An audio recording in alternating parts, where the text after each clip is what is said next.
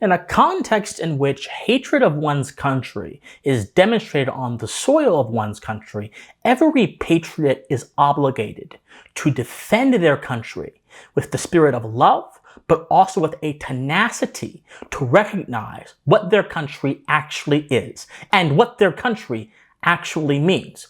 The pro-Palestine protests that have been swirling around America, consuming college campuses in a furor of rage and anger and violence, and fundamentally also rejecting the principles of this country, because we've seen anti-American rhetoric from many people on the pro-Palestine side, have really, I think, brought out the best in many of us. While many people believe it's brought out in the worst of us, it's brought out the best in many of us. Because when times are hard and when struggle is present, patriots will rise up and they will reassert not only the importance of loving your country, they'll also reassert an example of what it means to love your country.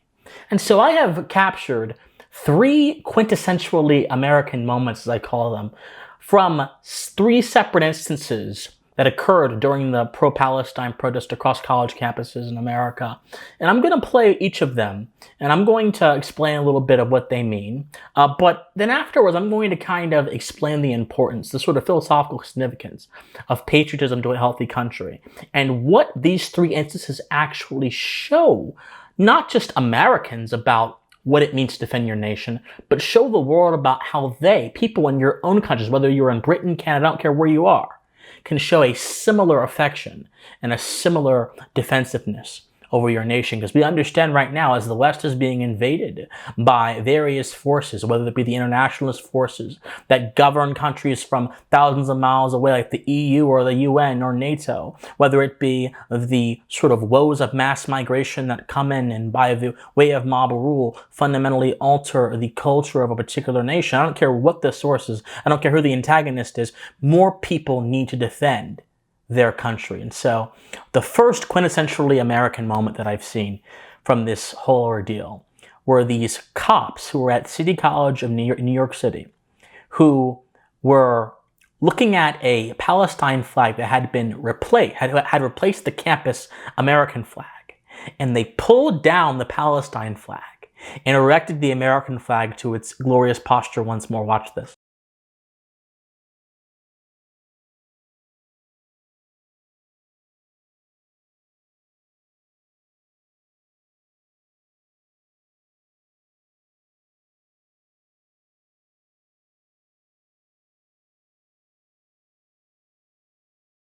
What a quintessentially American moment. Any pro-American mind that looked at that should be very happy to see the flag of a country, a foreign nation on their soil that replaced their own flag be taken down and Old Glory, as they call it, restored once again.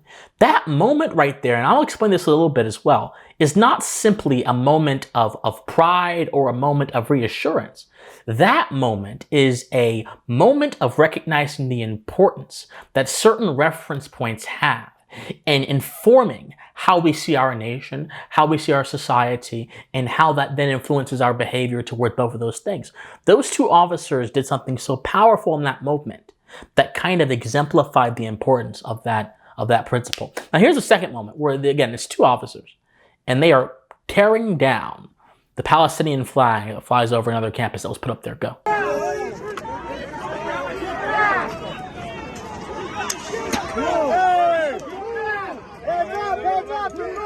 Once again, a quintessentially American moment, and I'll explain the significance of that as well. Now, there are these gentlemen here from the University of North Carolina, Chapel Hill, I believe. These frat guys. And for those of you who followed me for a while, you know that I have no really love for fraternities, primarily because I believe they are a corrosive force on the individual's individuality, and for many other reasons as well. But I respect virtue.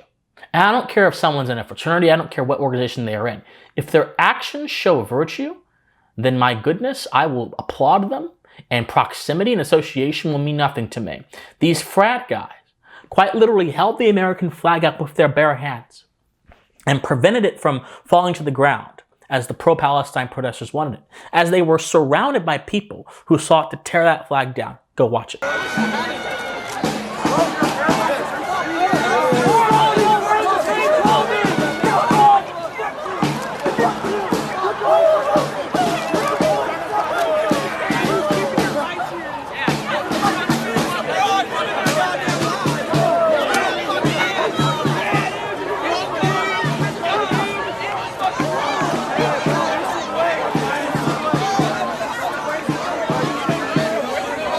Now, of course, those same gentlemen have raised over $460,000 on GoFundMe as of the posting of this video for a party that will celebrate the victory that they had over the anti-American vanguards who they successfully resisted. What a wondrous occasion, and I hope that they have a great feast and they have a joyous event. Now, the significance of these events is not, again, a matter of pride or affectation. A lot of times, many of us conflate our emotions with morality. I call this trading substance for aesthetics. When we look at how something sees, we see how something sees, and we then believe there's substance in that. So for a good example of this principle would be looking at someone whose face is disfigured, and then making a character judgment about them on the basis of that aesthetic. Well, someone who has a disfigured face may have a disfigured face, but they could be the sweetest, most nicest, most moral, most virtuous person you ever met in your life. But aesthetics has its own kind of moral thinking, and it may be opposed to the substance of assessing good character and the substance of using first principles to assess morality. Similarly, many people simply look at the flag of their country and they have an aesthetic affection towards it without actually thinking of the substance of what that flag means and what their country is founded upon. And America is actually quite unique in this way because America is not built upon a familial lineage. It's not built upon bloodline. It's not built upon the old world notion of succession or of caste or of status. America is not built upon any of that. America is actually built upon, number one, a profound rejection of all of those old world principles which suppressed human potential and bound man to those in authority and therefore limited his creative will. But America was built on a endorsement of something even more powerful, and that is the power of the free agent to enter in to voluntary relationships, and through those relationships create community, and through community create life, and through creating life create a good country. It was the first nation in the world founded upon that axiomatic bedrock of principles that is now a paragon to the whole world of what it actually means to have a free society, a society that can prosper and advance. That is what America is to me. It is the cradle, the culmination of thousands of years of human civilization and hundreds of years of human philosophical thinking about the role and nature of man in relation to his society. And so the flag doesn't just represent something that should inspire pride in all of our hearts. Really, the flag itself is not what's important.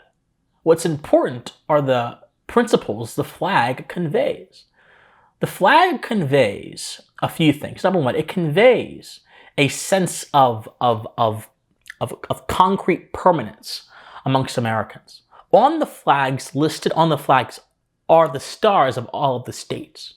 And those stars, again, are not just geographical places that we can understand by way of looking and studying the topography of a map. They are a reminder of the nation that you are in and that you fundamentally belong to and that you are defending. And each of those states, in their own way, in their own little local way, reflect the dynamism and the complexity of the nation that you exist in. You know, Wyoming's not the same thing as New York. And that's beautiful because that kind of variation speaks very well to the ability of the people within that country to adapt to difficulty and to overcome. America's story is that of people, visionaries who had an idea in their head, implementing that idea into reality and overcoming the obstacles that were in their way. That's what those stars mean on that flag. The red, white, and blue, the sort of stripes, that represents, in my opinion, the valor of the American cause. You see, when we think of how America is understood historically, especially in our modern day and age, when we think of the narratives about America, where America was founded in 1619, America is simply a colonial settler state, as the pro-Palestine people would say, or America is simply a long-range product of oppression in some way, shape, or form, it's racist. You can kind of forget the virtues of your country. Because when you really look at your country, it doesn't really matter if your country has flaws, so long as your country as a whole has tried to push through those flaws with savvy and with tact and keeps in mind its first principles. No matter what period of American history you look at, this nation, or at least some people in this nation, have always looked at the first principles that constitute it, and they have used that as a guiding North Star to overcome some of the most tumultuous periods that we faced, whether it be Jim Crow, whether it be the rationing and the sort of centralization of our economy during World War II, which was, I think, is one of the main reasons why America is in the state it's in right now and why socialism and Marxism have become such dominant forces within our society. It was because the Prussianized ideas that came from Wilhelm von Humboldt and the king in Germany that came into our country on 1840 and germinated throughout the years in the form of people like John Dewey and Woodrow Wilson, and then swept into our institutions by way of the progressive era, and then sunk its fangs into the American lifeblood when the FDR's New Deal came, and then continued to squeeze the life out of America when the Great Society came, and then continued, and then was in the context of a sort of broader internationalist push to open up our country to other influences. That's why we're struggling so much. But that's a different story, different day. I digress. And so, when we think of the importance of loving our country, we also think of the importance of duty.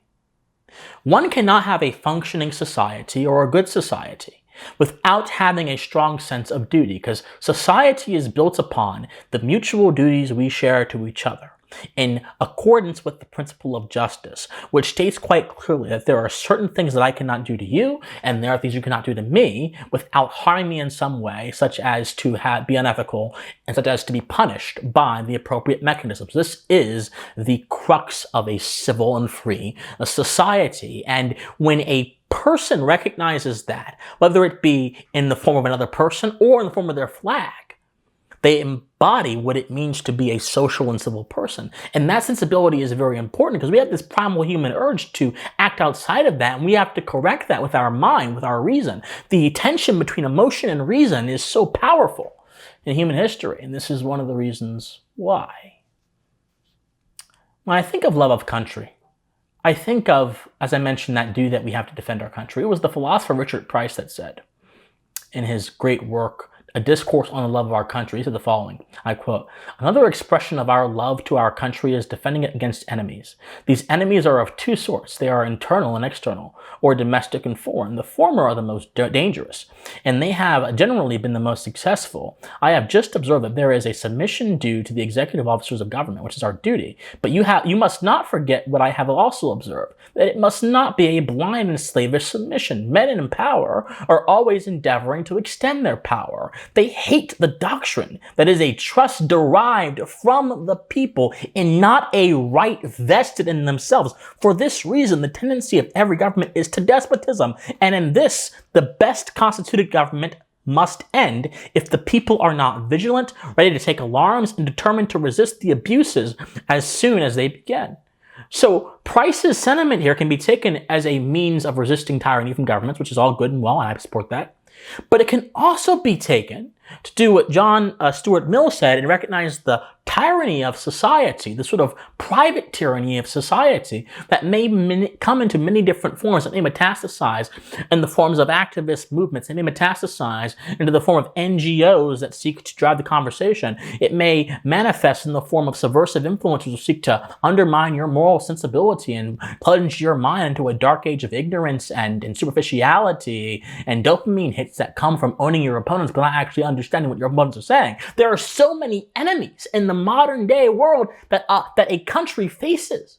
But when you love your country, when you are rooted in that duty that I mentioned a few moments ago, these forces and the temptations they bring, you are able to resist them because you are looking at something outside of yourself. The American flag represents principles that are indicative of the broader world outside of ourselves, that escape our own self-interest, that escape our own private understanding, and that go towards something higher, which then forces us to come outside of ourselves and search and study and learn, which then pushes our limits, makes us more creative, and increases our potential and refines us as peoples.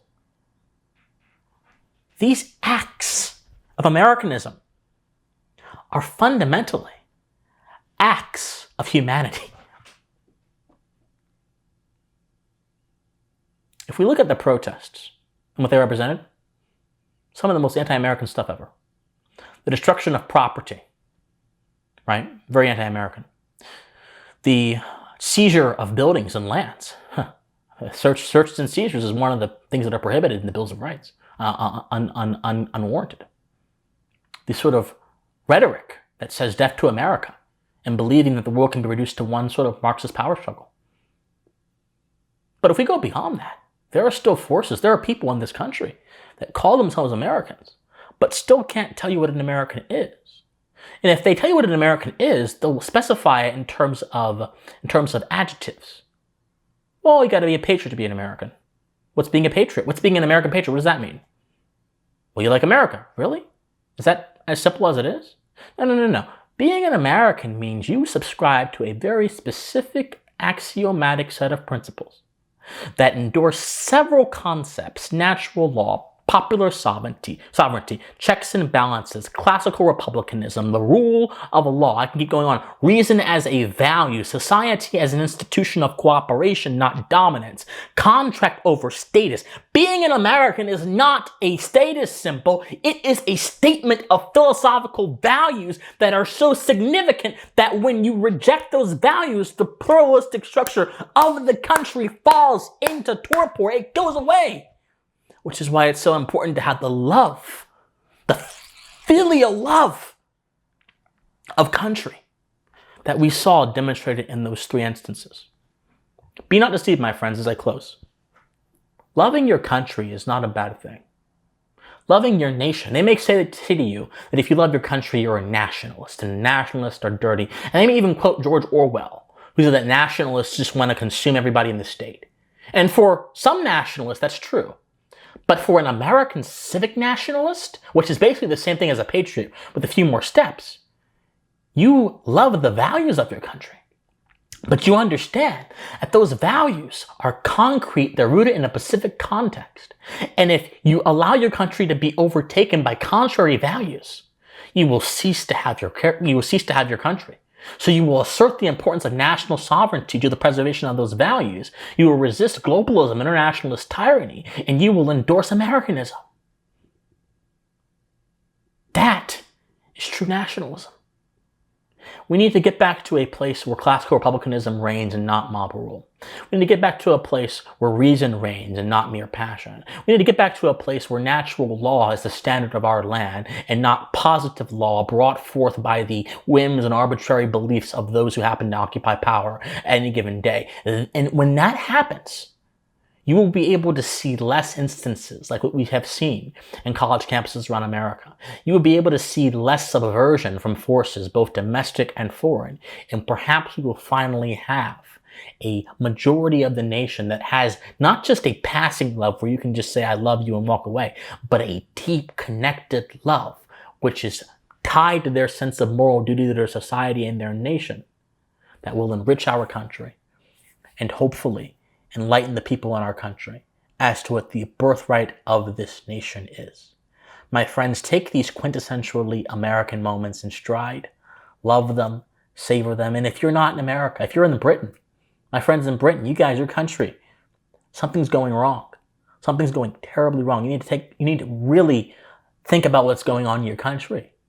When your law can be suspended to satiate the religious passions of certain people, that's a problem. When you don't even have the right to self-defense and the criminals are more powerful than you, that's a problem. When your country can arrest you and jail you for saying things that may be unpopular, that's a problem. My friends in Germany, you guys need to be careful as well. My friends in Sweden, you guys need to be careful as well. My friends in Canada, you've got a literal dictator as your president. Don't let your country become an afterthought. Let your country become a ever-present reality brought forth by your own records. Endorse patriotism, my friends, and remain vigilant. My friends, I love you. If you love me and you enjoy political and social commentary with a philosophical bent, like, share, comment, subscribe, do whatever you can to make sure we can get this channel successful. If you want to support me, you can also donate to me as well. That's all in the comment section down below. My friends, study history, study philosophy, remain morally convicted, and please stay pensive. Bye, guys.